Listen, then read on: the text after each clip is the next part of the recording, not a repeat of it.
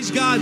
Please remain standing as we're about to read our foundational verse sa ating po pag-aaral ng salita ng Panginoon in Proverbs chapter 14, verse 12. Proverbs 14, verse 12. There is a way that seems right, seems good to a man, but its end is the way to death. Sabay-sabay nga natin basahin ng may pag-unawa. 1, 2, 3, go.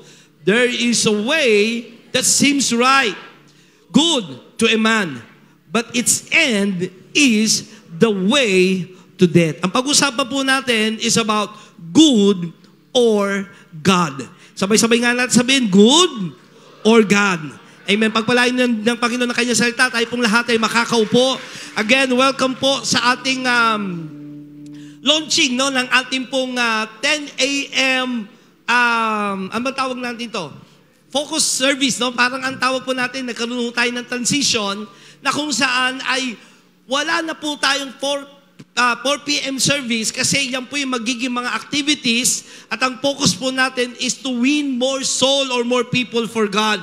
So salamat po sa mga tumugon sa umagang ito. Pwede bang pakisabi mo sa kanat kaliwa mo, welcome. Yan, sabi mo sa kanya, you look good this morning. Amen. Sabi mo, napaka-pogi mo ngayon, napakaganda mo naman ngayon.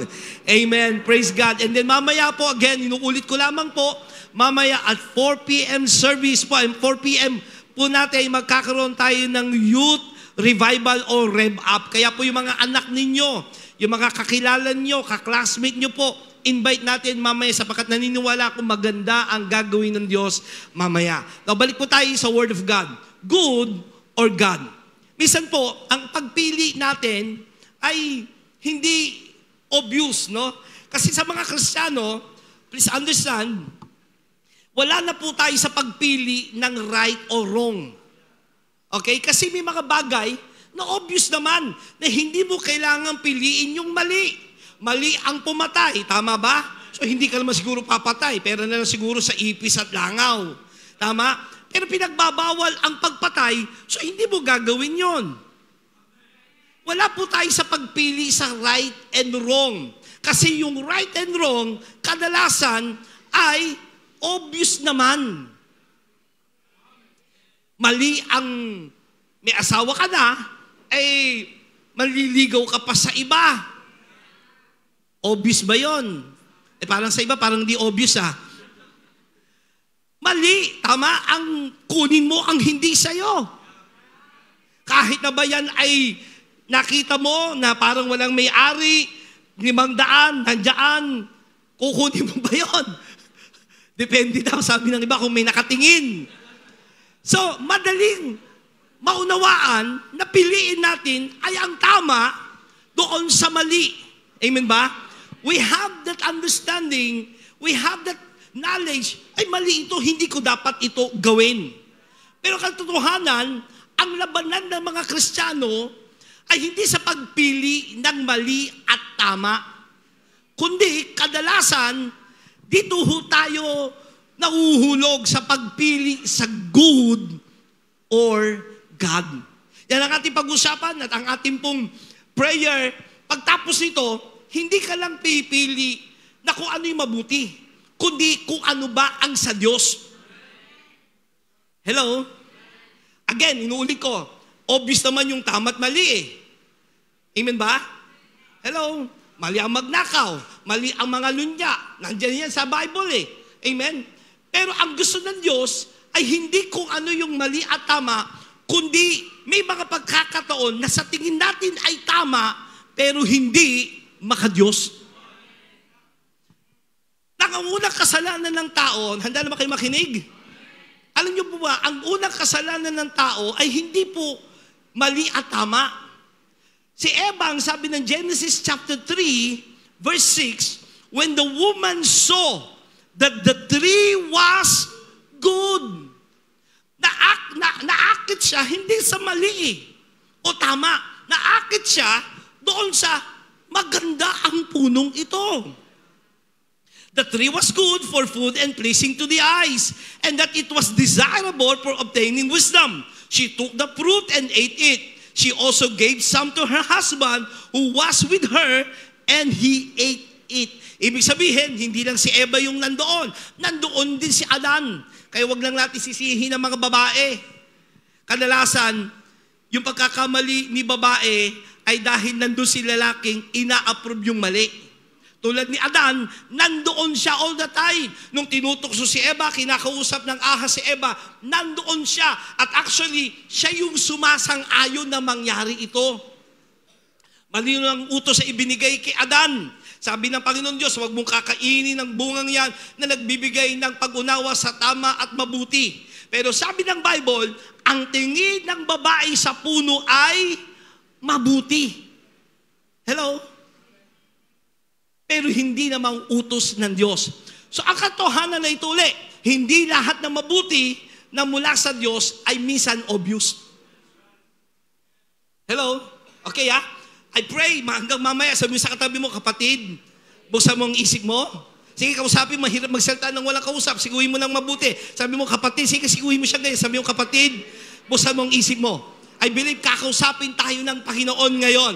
Kasi hindi lahat ng mabuti na mula sa Diyos ay obvious. Hello? Hindi yung, obvious naman dapat mong gawin yan. Yung salitang, diba yung, obvious naman, ganun ba yun? Paano yung mga millennials ngayon o yung mga, Gen Z?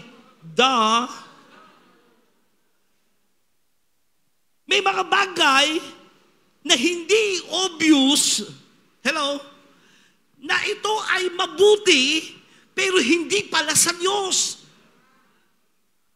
Sabi mo sa katabi mo, yan.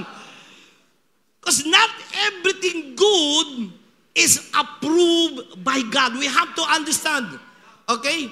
Not everything good is approved by God kasi mukhang mabuti, pero hindi mula sa Diyos. Kaya yung binasa natin yung unang talata, balikan natin, Proverbs 14, verse 12. There is a way that seems right, seems good. Merong daan na sa tingin ng tao ay tama o mabuti. Meron palang pagtingin tayo, mabuti ito tama ito Pero ang ending pala noon, but its end is the way to death. Kapahamakan pala ang ending. Iba-iba kasi ang ating pagtingin sa mabuti. Iba-iba ang hugot natin. Iba-iba ang definition natin pagdating sa mabuti. So what is good? Ano nga ba ang mabuti? Una, ang pagtingin na mabuti, sa pagiging mabuti, pakipindot, is based on human standard. Hello? Depende sa pagtingin ng tao. Nandiyan kayo? Ang tayo nagbibigay, charitable yan, mabait yan, matulungin yan, mabait yan. Human standard. Nandiyan kayo? Meron naman, ang basihan ng pagiging good is based on feelings and opinions. Depende sa nararamdaman at opinion ang pagiging good. Nandiyan kayo? Ito yung nararamdaman ko Mahal ko siya.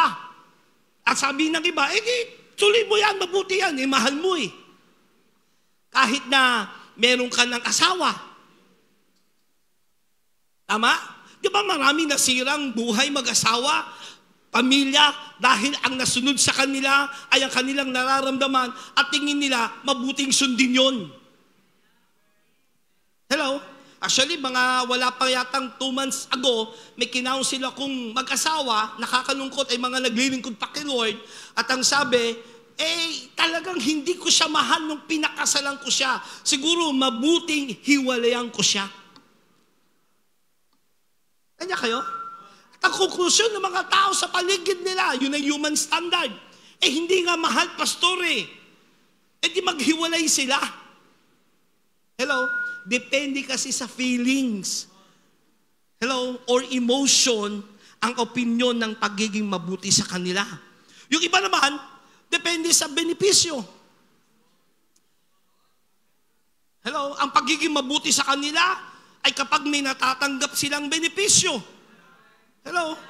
Mabuti itong trabahong ito kasi nagbibigay sa amin ng pagkain, nagbibigay sa amin ng pambayad namin sa pang-araw-araw, kahit alam mong ito'y monkey business.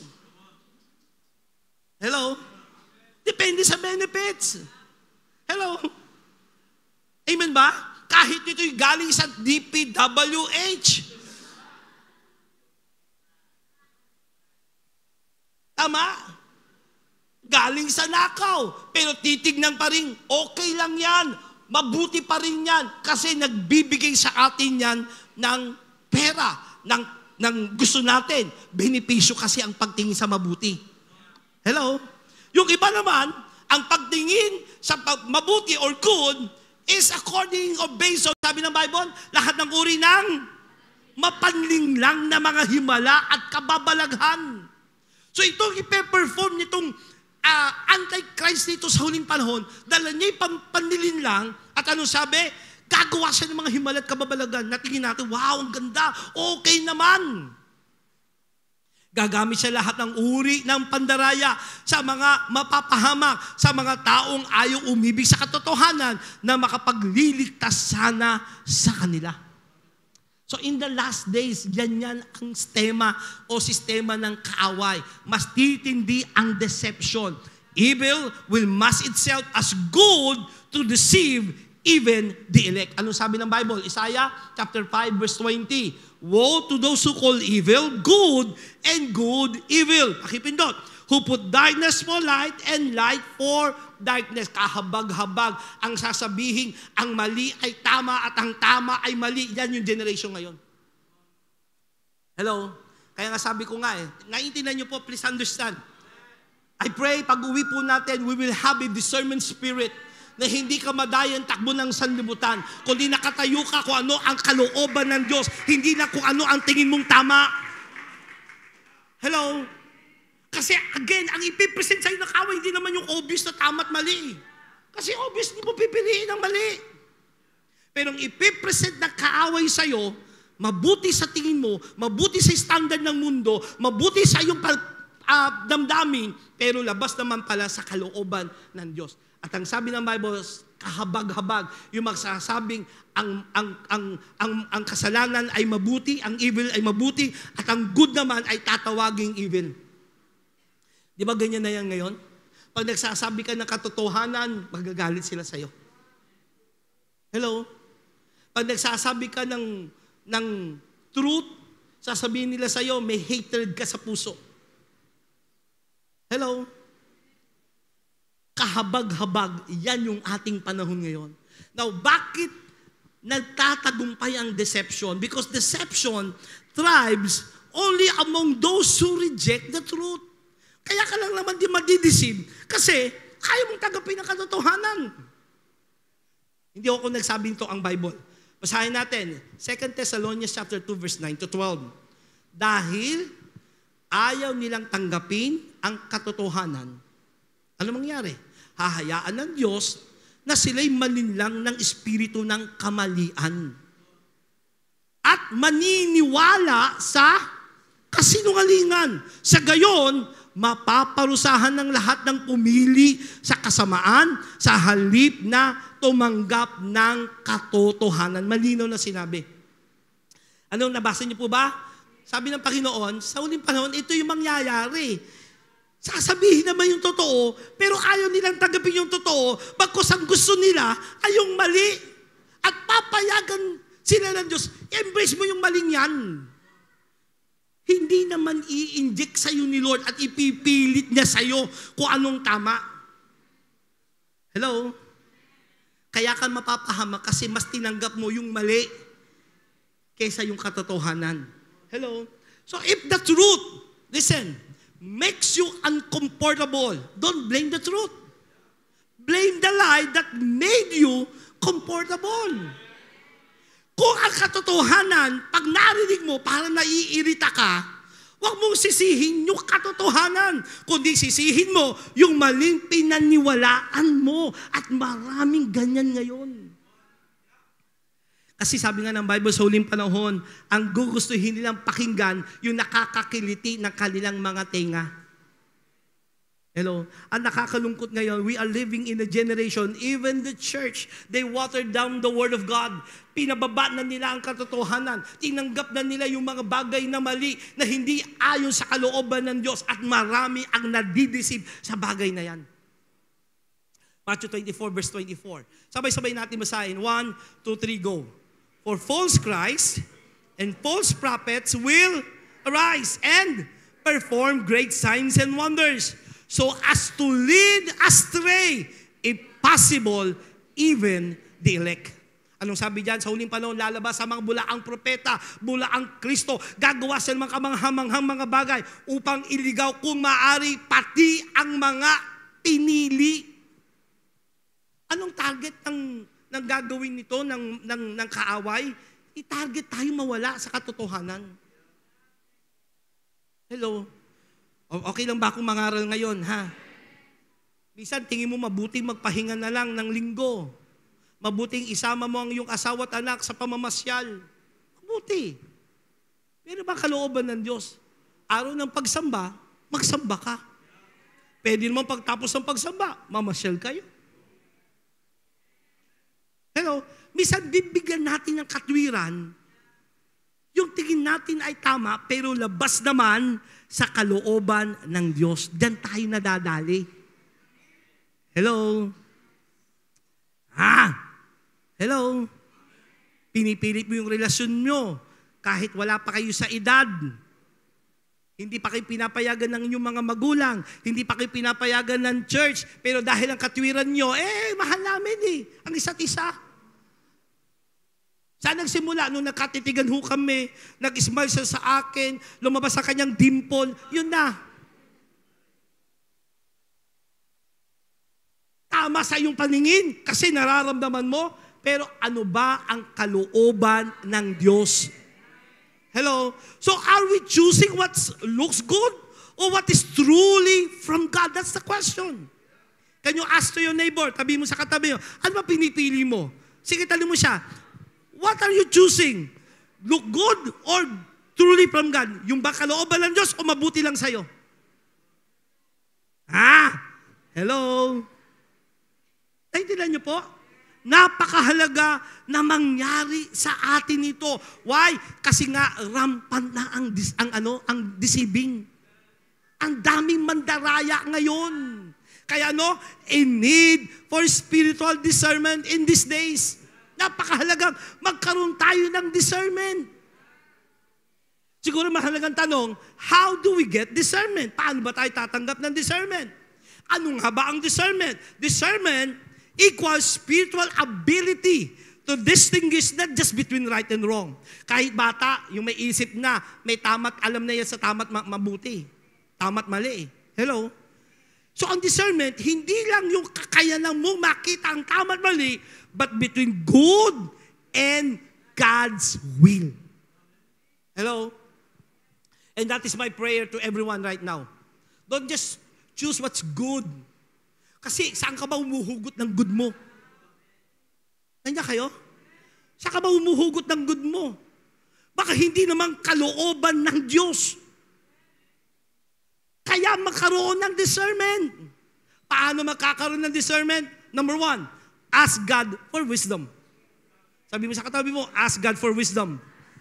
James chapter 1 verse 5. If you need wisdom, ask our generous God and He will give it to you.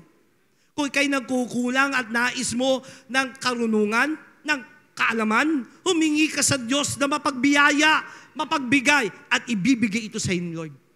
Hingin mo kay Lord. Kasi magpe-present sa iyong kaaway. Doble ng sweldo mo. Halimbawa. Nandiyan kayo? Pero sasabihin sa iyo, hindi naman sasabihin sa iyo nung nag-ahire sa iyo, oy, teka lang, doble sweldo nito, pero ka maingay, ito ay illegal, ha? Hindi naman gaganunin Hello? Bakos anong katwiran? Ito, medyo lang tayo rito, alam mo na, medyo, pero mas malaki sweldo. Hindi kayo? Ipe-present sa'yo, hindi naman agad na obvious na mali. Kaya, ask wisdom. Hello? Amen ba? Malungkot ka isang gabi, wala ka namang asawa, wala ka namang boyfriend, wala ka namang girlfriend, nalulungkot ka. E de, message, magkita kayo, mag-date kayo, pumunta kayo sa ibang lugar. Nung kakilala mong i-message mo. Kasi nararamdaman ko malungkot ka eh. At pag nagkita kayo, dala ng maaari ng panahon, makulimlim. Dala ng ihip ng hangin. Pagtingin mo sa kanan at kaliwa, wala masyadong tao. Nararamdaman mo. Di ba ang dami nagkamali sa ganyan? Ikaw sa bako? So ask wisdom, Lord, tama ba itong gagawin kong ito? Ito ba ay kalooban mo? And then pangalawa, para magkaroon ng discernment, by studying the Word of God. Because the perfect will of God ay hindi lalabas, hindi babangga, hindi ito sasalungat sa kanyang salita. Gusto mo malaman kung anong tama at mali? Kailangan mo ang Word of God. Why? Sabi ng Psalms 119 verse 105, Your Word is a lamp for my feet, a light on my path. Ang iyong salita ay liwanag sa aking daraanan. Yan ang magbibigay sa inyo ng liwanag. Ang Word of God, diyan mo madidiscern. Aba, tama ba to o mali? Hindi pala ito sinasabi ng salita ng Diyos. Kung ano kailangan gawin, i-compare and test things against the Bible. Ikumpara mo, itest mo, ito ba'y labag sa kalooban ng Biblia, ng salita ng Diyos? 1 John chapter 4 verse 1, Beloved, do not believe every spirit. Kayo ka maniniwala, basta-basta lang. Hello? Kasi yan ang pandaraya ng kaaway. But test the spirit whether they are of God, because many false prophets have gone out in the world. Ang dami nang naloko sa ganyan. Uminom sila sabay-sabay ng lason. Hello? Ito lamang nakaraang buwan, darating na daw ang Panginoong Jesus ng September 23. Pinanood ko po, ang dami nagbenta ng mga ari-arian, nagbenta ng sasakyan. Nandun lahat sila sa bundok. Nakatingin sa langit. Habang sumisikat ang araw, kala nila, yan na si Lord, nandiyan na si Jesus. Naniwala sila. At nung hindi dumarating yung Panginoong Jesus, umakyat pa sila sa mas mataas sa bundok. Ang daming naniwala. Bakit? Hindi nila diniscern. Ano ba sabi ng salita ng Bible? Ito ba'y tumutugma sa sinasabi ng propetang yan? Darating ng Panginoon ng Jesus sa September 23. Sinabi ng Bible, walang nakakalam, maging ang anak ng tao, maging ang Panginoong Jesus, hindi niya inalam kung kailan siya darating, kundi ang Ama lamang nasa langit. Ngayon, tignan mo, mali pala yan sa Bible. Bakit ko paniniwalaan yan? So wag mong hayaan ng standard ng mundong magdikta kung ano ang tama. Let the Word of God be your filter. Amen? So i-filter mo lahat. Tingnan mo. Alam niyo ba ang Bible? Kahit ay sinulat ng mahaba ng panahon, sinulat ng 40 to 44 men, in between 1,000 to 600 years na isulat ang Bible. Iba't ibang generation. Pero nung isinama-sama ang Bible, ang mga sinulat dito, sila'y nagkakaisa. Walang pagkakamali. Subok na ang salita ng Diyos. Hello? Gusto mong huwag ka magkamali sa iyong buhay? Alamin mo ang Word of God. Tingnan mo, ito ba'y ayon sa salita ng Diyos? Amen ba? Sumunod. Align your thinking in God's Word. Pag naalaman mo na yung Word of God, i-align mo na yung damdamin mo. Yung isip mo, sa sinasabi ng Word of God. Huwag mo nag-ipilit, ha? Nandiyan kayo? Kasi yung iba makulit eh. Sabi sa katabi, huwag kang makulit. Pag alam mo nang labag sa kalooban ng Diyos, huwag mo na ipilit, i-align mo ang isip mo sa Word of God. Tama? Kasi ibang pinipilit pa, hindi. Makakatuwiran ka pa, Lord. Kausapin pa si Lord. Siguro na iintindihan mo naman itong damdamin kong ito. Hay! Hindi. Kasi pag inalign mo, binago mong isip mo, you will know what's good. Ano sabi ng Romans 12 verse 2? Sabay-sabay nga natin basahin so I know you are understanding o nakikinig po kayo. Romans 12 verse 2. 1, 2, 3, go. Don't copy the behavior and customs of this world, But let God transform you into a new person by changing the way you think. Then you will learn to know God's will for you, which is good and pleasing and perfect. Naintindihan nyo ba? Huwag mong gayahin ang takbo ng sanlibutan. Kung sa tingin nila, yun ang tama, huwag mong gayahin. Hello? Hindi porkit lahat sila na makaka-classmate mo, mayroon ng boyfriend o girlfriend, yun ang tama na. Kaya minsan tuloy, kakatama-tama ka eh. Totoo lang, nakakainis minsan yung mga kabataan, hindi marunong makinig sa Diyos. Mas pinakikinggan ang kanilang damdamin. Ay. Hello? Umukay gayahin ko sila, paiba-iba ng boyfriend, ng girlfriend. Huwag kang mainggit. Hindi ka pangit kung walang naliligaw sa'yo. Hindi ka palang nagbo-boom o nag-gloom. Darating din yan. Huwag mong ipilit muna. Parang wala akong kausap ngayon Tama. Maraming bagay na tinignan mo, ginaya mo ang kustombre ng mundo, nagkamali ka tuloy. Hello? Bagkus change the way you think. Sabi sa katabi mo, baguhin ang isip. Paano i-align kung ano sinasabi ng salita ng Diyos. At pag naka-align ang isip mo sa salita ng Diyos, then you will learn to know God's will for you. You will know which is good and pleasing and perfect. Palapakan natin ng Panginoon. Malalaman mo, ito pala ang kalooban ng Diyos sa akin. Now listen, pag ikaw ay nasa perpektong kalooban ng Diyos, ligtas ka. Pag nandoon ka sa kalooban ng Diyos, nandoon ang kanyang pabor, nandoon ang kanyang pagpapala. Hello? Nandoon ang kanyang gabay sa'yo. Kaya ka lang naman nalulungkot, nakakaroon ng disappointment, dumarating pagkakataon, parang ayaw mo nang mabuhay, may mga ganyan, masyadong madrama sa buhay. Kasi ginagawa mo, labas sa kalooban ng Diyos. Hello? Kaya ulitin mo, sabi mo sa katabi mo, align your thinking in God's Word. Alam mo na, sinabi ng Word of God, i-align mo na. Ito, ang sinabi ng Word. Ito sinasabi ng Panginoon. Amen? Then you will know kung ano ang tama at perpektong kalooban ng Diyos. Now, isa pa, para magkaroon ng discernment, malinaw na sinabi ng Hebrews chapter 5 verse 14. Again, let us read it all together. 1, 2, 3, go. Solid food is for those who are mature, who through training have the skill to recognize the difference between right and wrong. Isa pa pala, kailangan, huwag ka lang pa-baby lagi.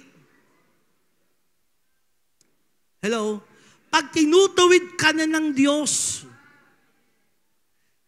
sabi dito, solid food, ibig sabihin yung mga pagtanggap ng salita ng Diyos, wag lang lagi yung mga mabababaw na karunungan at pag-alam tungkol sa salita ng Diyos, tungkol lagi sa repentance, tungkol lagi sa pagliligtas ni Lord, mahal ako ng Panginoon, pero pag itutuwid ka na niya, ayaw mo na. Gusto mo lang lagi blessing, pagpapalain ka ni Lord, pasasaganain ka ni Lord, pero pag aayusin na yung bagay na ayaw niya sa'yo, ay teka lang Lord, huwag mo itong galawin. Minsan lang naman ako uminom, minsan lang naman ako manigarilyo. Totoo, di ba? Tapos kapag may tama na yung baga mo, aray ko. Tsaka magsasabi, Lord, pagalingin mo ako, Lord. Gusto ko pang mabuhay. Ang kulit-kulit mo eh. Ayaw nyo yata pakinggan eh. Nandiyan pa ba kayo? Hello? So mag-matured ka. Tanggapin mo kung ano sinasabi ng Diyos sa'yo, maging ng mga lingkod ng Diyos kapag may pangangaral, minsan masakit. Hello? Pero tanggapin mo. Diyan ka mag-mature na kung saan tatanggap ka ng training and skill to recognize difference between right and wrong. So discernment is for matured. Hello? Yung bata, hindi pa niya masyadong alam kung anong tama at mabuti, lalo yung mga baby. Nandiyan kayo? Hindi niya alam kung mabuti ba yun o masama sa kanya. Kakainin ko kahit anong ilagay sa kamay. Baby. Pero pag nagmamature ka na, dapat lalo kay Lord, nagmamature ka sa Kanya, alam mo na kalooban ba ng Diyos ito o hindi. Sabi sa katayo, magkaroon ng discernment. Amen? And then pang last, how to have discernment? Hearing the Holy Spirit's voice. Pakinggan kung anong sinasabi, hindi lang ng kanyang salita, kasi minsan hindi mo hawak ang Word of God eh. Minsan hindi mo mahugot yung Word of God sa puso mo. Then pakinggan mo, ano ba ang sinasabi ng Banal Espiritu ng Diyos? Ito malinaw sinabi ng Bible. 1 John chapter 2, verse 27. Again, sabay-sabay natin basahin. 1, 2, 3, go. Gayunpaman, ang Espiritu'y ipinagkaloob na ni Kristo sa inyo. At habang ang Espiritu'y nananatili sa inyo, hindi niya kailangan turuan pa kayo ng iba. Ang Espiritu ang magtuturo sa inyo tungkol sa lahat ng bagay. Lahat ng ituturo niya ay totoo at ito'y walang bahid ng kasinungalingan. At tulad ng itinuro ng Espiritu, manatili kayo kay Kristo. So here, what's the Spirit is saying? Ano ba sinasabi ni Lord? Mag-pray ka. Pupunta ka ng eskwelahan, examination nyo, meron kang ginawang kodiko na kaiipit sa palda mo. Ngayon, mga high-tech na yata ang pandaraya ng mga kabataan ngayon eh. Ha? Nasa cellphone. Nako, nasa AI ba? Baka yung mga salamin ngayon, kunyari salamin, pero Google pala, no? Nandun na yung mga sagot. So, pakinggan ang Holy Spirit kasi magsasabi naman si Lord, ang Holy Spirit sa iyo eh. Hello? Tama? Hindi nagdadrive ka. Biglang siningitan ka. Magpo-prom ang Holy Spirit. Anak, huwag mo nang patulan yan. Pero pakiramdam mo, nagulangan ka. Pakiramdam mo, natapakan yung ego mo. Muntikan kang mabangga. Kaya unahan mo rin, sisingitan mo rin, magbubukas ka pa ng bintana, sabi mo, "Oy!" Pero ang Holy Spirit mangungusap, di ba? Anak. Hello? At minsan gagamit ang Holy Spirit, tinig ng asawa mo, "Dad, wag mo na patulan, Dad!" Tama? Makinig ka. Maraming mga umuwi ka agad kay Lord kasi hindi nakinig sa Holy Spirit. At minsan ang boses ng Holy Spirit, boses ng asawa mo. Tawag namin dyan, second to the Holy Spirit ang boses ng asawa. Hello? So makinig! Gusto mo magkaroon ng discernment? Pakinggan mo ano ba sinasabi ng Holy Spirit? Sinasabi ng Word of God. Tignan mo, ito ba'y naka-align sa Word of God? At pag naka-align sa Word of God, yung isip mo, puso mo, i-align mo. Hello? Hindi ka madadaya ng takbo ng mundo. Mga kapatid, we live in generation kung saan ang mali tinatawag ng tama at ang tama'y tinatawag ng mali. Kung wala tayong discernment, madadala tayo sa agos ng mundo. Totoo lang, marami na tayo mga kapatid dati, kasama nating naglilingkod, kasamang nagpupuri kay Lord, kasama ang puso nila talaga namang mahal ng Panginoon, pero nadala ng agos ng mundo. At ang tingin nila kanilang ginawa, may katwiran. May dahilan. Standard nila ay tama sa kanilang desisyon. But God is raising up a people. I pray among this church, among to JTG Manila Church, will rise up a people who will not just choose what is good, but what is God. Choose not only what is good. Because saan ka ba umuhugot ng good? Good ba sa standard ng tao? Good ba sa iyong emosyon? Good ba dahil sa benepisyo o kultura ng tao na kagisnan? No.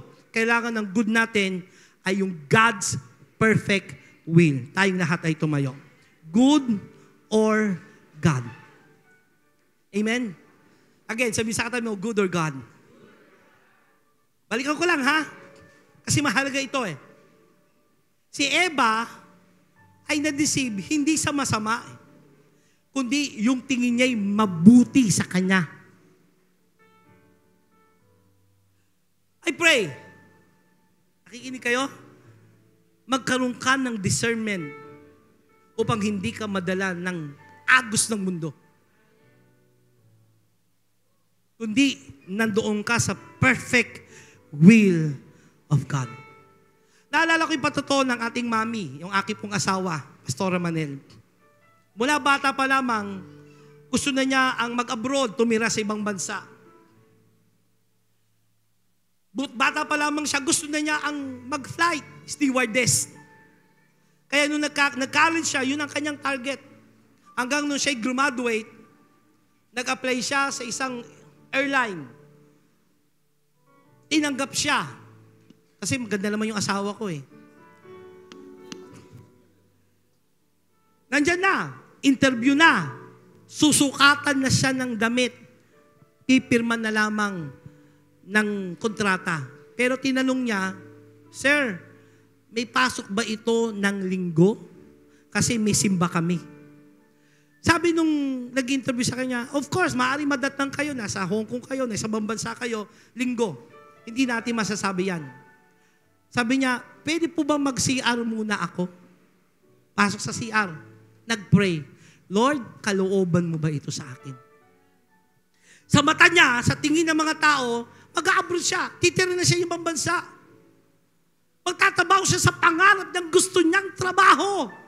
Pero nung nanalangin siya, sabi ni Lord, anak, hindi ko kalooban yan. Kasi bakit? Labag sa kalooban ni Lord. Hindi na siya makapaglilingkod at makapagsasamba. Minsan nakatwiran natin, pwede naman ako manood. Pwede naman ako mag-fake kahit hindi ako nasa loob ng church. Di ba? Minsan, katwiran natin yan.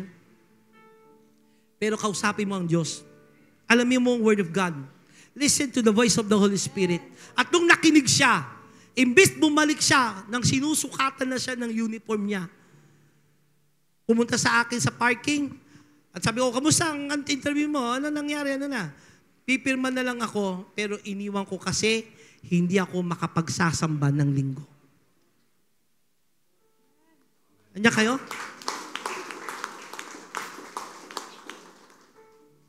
Minsan kung titignan natin, eto ha, yung pagpili sa kalooban ng Diyos, minsan, parang lugi ka eh. Minsan, labag sa kalooban mo. Parang may maganda pang kahihinan itong pagpili ko sa kalooban ng Diyos. Pero tandaan mo ito, ang pumipili sa tama na ayon sa kalooban ng Diyos, kailanman hindi mapapahiya. Amen. Hindi ka mapapahiya kapag pinili mo ang kalooban ng Diyos sa buhay mo.